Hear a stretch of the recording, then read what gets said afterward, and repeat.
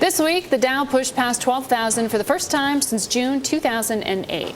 What does that have to do with sports? A lot, if you happen to be in the squash business. Michele Steele has more. Yeah, and we're not talking about the vegetable, Margaret. You know, it's not football, it's not baseball, it's not even hockey, but that doesn't mean there isn't big money behind, yes, squash. In the movies, perhaps no other sport is as connected to Wall Street as the gentlemanly game of squash. Sport? You gotta try harder.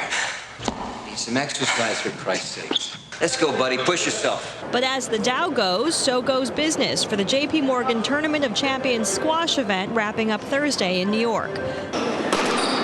Prior to JPMorgan, the tournament sponsor was Bear Stearns. As that bank blew up, the tournament came under financial pressure. Do we have to talk about last year? Last year was a tough year for everybody. It was really, I think we all know what was going on with not just financial services companies, but the economy.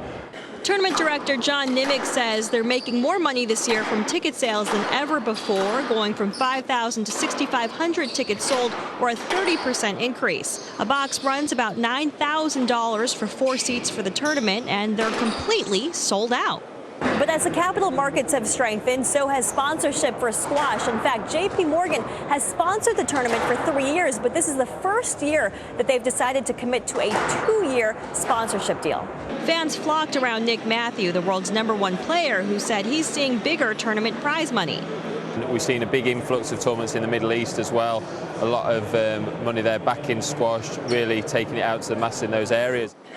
Another reason more money on the street means a boost in popularity for squash is, at least according to one fan, it's an expensive game to play. Only the affluent can really afford it.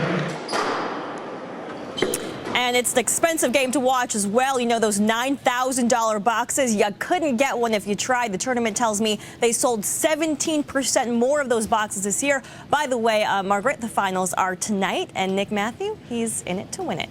There you go. Isn't it, we were talking about this just the other day, isn't this one of the most widely played sports versus soccer in the world? Actually, yeah, they tell me that it's on every single continent outside of Antarctica, and I'm not even sure football can say that.